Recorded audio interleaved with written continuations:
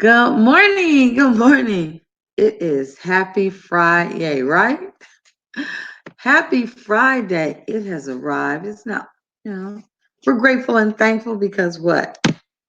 You had that Monday holiday and Friday came on. Like sometimes, you can have a holiday and it appears that, it makes the week drag, but I think this was a pretty fantastic week. So good morning. Good morning and happy Friday. Hey, I'm Angela McGowan, your professional healthcare advocate, caregiver strategist, author and publisher. I'm the founder of Angie's Pace. That's patient advocates committed to excellence. And I'm so glad to be with you on this Friday morning. Good morning. We're going to be talking about tobacco. I've been talking about tobacco but definitely about smoking just as recent as yesterday, right? And what it brings to the table when it comes to healthcare. So today, if you'd like to join me, welcome. It is World No Tobacco Day. So the world, the globe, all the countries, okay, are joining today to say for 24 hours, you would use no tobacco. Smoke it, boil it, cut it. I don't know what you're doing with it. Vape it. I'm not really sure all the things that can be done. But whatever it is, freeze dry, whatever it is can do with it. Okay. Don't do it today. And the hope is that, it will, if you can do it for one day, you can make it for 2 days, right? So the aim of World No Tobacco Day is to raise awareness on the risk associated with using tobacco and to reduce tobacco consumption. Less is better. So, according to the World Health Organization, I wanted to say the WHO. So, according to the World Health Organization, okay, the WHO, and we've heard several things from them in the last few months, as we reported. I can't believe that. I saw something. But anyway, according to them, and let me just sometimes spell check is, I don't know why it did that, but it did. Okay. Let's see if I fixed it. Yeah, I did fix it. Guess what? I fixed the wrong word. Oh, I think I had some, yes, I did have some help. Sometimes all the spell checking in the world just they make a check. Approximately was what I was trying to fix. Okay, according to the WHO, approximately 7 million people die from tobacco use yearly. And of course, this is around the globe. 7 million people every year just from that, just from tobacco use, okay, in its various forms. And here's a statistic without any changes. If we don't start doing no tobacco days or quit for a week or get more programs and then get people in the programs and completing the programs, that number is going to increase to 8 million by 2030. You're probably thinking 2030 is 29. That's, if you don't count this year, it's only 10 years. And 10 years goes so fast. Can you remember when we were just getting ready to get out of the 1900s and we were, the thing was up about in 2000, the clocks, the computers. Okay, that was just 19 years ago. And it was a full on panic. I'm saying that it's not a full on panic right now, but it should be that 8 million people minimum a year will be losing their lives starting in 2030. And we should be very concerned that this year is going to be at least 7 million people will be dying from tobacco. Another complication of smoking is the secondhand smoke and the 9 diseases that it causes. Now, this is really huge. It's not the people who are by choice smoking, but it is also those that are affected who do not smoke. Right now, we have 22 states that lack a comprehensive smoke-free laws, and that is that Don't smoke in the restaurants, don't smoke in the movie theaters, where children or other people who have chosen not to smoke would be um, consuming, inhaling your smoke. So they would not be smoke free.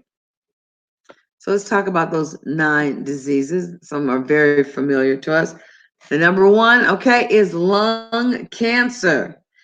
It is the number 1 killer. It is number 1 cancer killer in the United States. And secondhand smoke is a contributor, okay? Each year, more than 7,300 lung cancer deaths are caused by secondhand smoke, okay? The next one is heart disease. Breathing in smoke-filled air harms your lungs.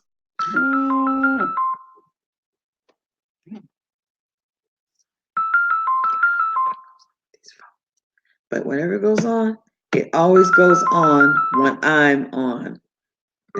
And of course, I was using this phone with the amplifier, so now we'll just take it out of the equation. Let's see. Yes. That was like a commercial break. All right, number 2, heart disease. All right, so the in your lungs, okay, it says, but your heart takes a hit just like your lungs, okay? So the smoke is getting a 2 for 1. Now, in the area of heart disease, secondhand smoke is responsible for 34,000, okay, heart disease deaths per year. So right now, 7,000 for the lung secondhand, 34,000, that's 41,000 people, okay, for secondhand smoke yearly. The third one is SIDS, sudden infant death syndrome. Okay, secondhand smoke increases your risk for SIDS, which is an unexplained and unexpected death in otherwise healthy babies, okay, under the age of 1, not brand new infants, all the way to the age of 1. It is estimated that a quarter of all the SIDS deaths are attributed to tobacco smoke. All right, strokes. If you live or work in one of the 22 states not having the smoke-free environment, okay, then the increase of risk of death and disability by a stroke jumps an additional 20 to 30%. Number 5, asthma attacks, okay? Chronic and life-threatening, it's only made worse with exposure to secondhand smoke. More than 25 million Americans are living with asthma and other breathing difficulties. Add in smoke-filled air, and it's like an asthma attack goes knocking at your front door. So we've gotten 5. Number 6. And I found this interesting because I did not know. I had no idea, and maybe you had no idea. Number 6, middle ear infections for children.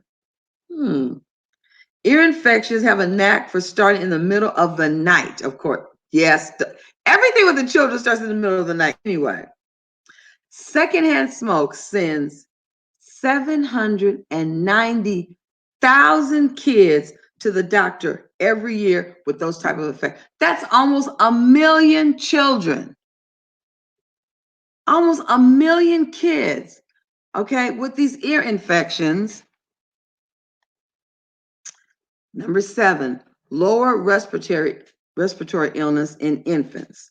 Okay, each year, secondhand smoke causes between 150,000 to 300,000 infants and toddlers to develop these lower respiratory tract illnesses, bronchitis, being stuck with those coughs, and of course, pneumonia. Number 8, low birth weight babies. Of course, mothers who are exposed to secondhand smoke, whether it's their relatives, their man, whoever it is, okay, or where they're working, they are at greater risk of having low birth weight babies. Little ones born too small have other health complications, birth defects, and infections. The last one is developing lungs in kids. Your lungs start inside the womb, but they continue all the way through childhood. And exposure of this secondhand stunts the growth and keeps them from reaching their full potential. So that's 9 reasons why you should be taking part of World No Tobacco Day and then continue on to being free from smoking. Okay. So with that, yeah. So this now it says secondhand smoke kills more than 41,000 people in America every year. I added 40,000 right there. So yes, definitely more than that.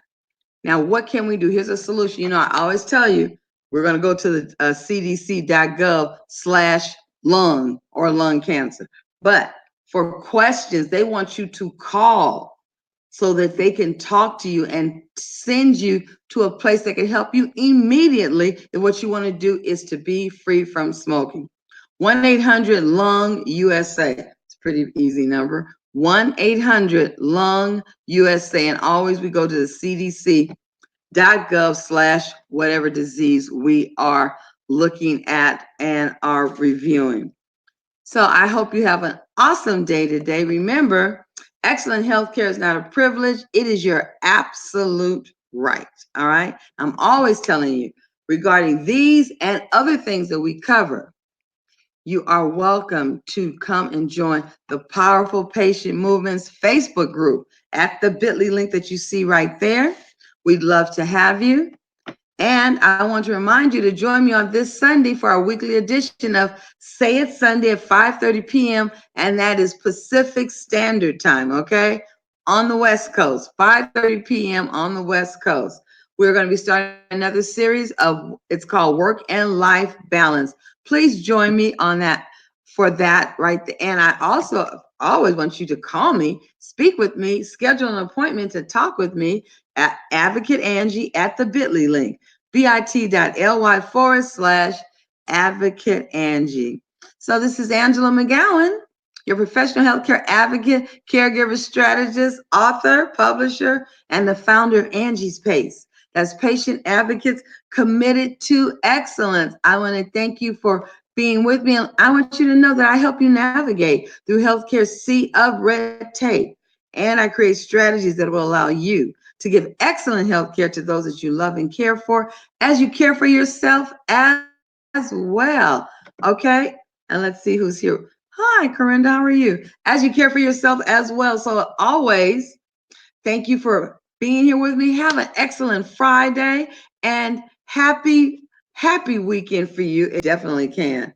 Uh, and I want to let you know that I will be here again at 5:30 on the West Coast. All right. So I'm leaving you with what? 2 things, as always: blessings and joy. And that's why, because both of them belong to you. Have an absolutely awesome weekend. I look forward to seeing you at the start of next week, which is what? On Sunday for Say It Sunday. Have a great one. Bye.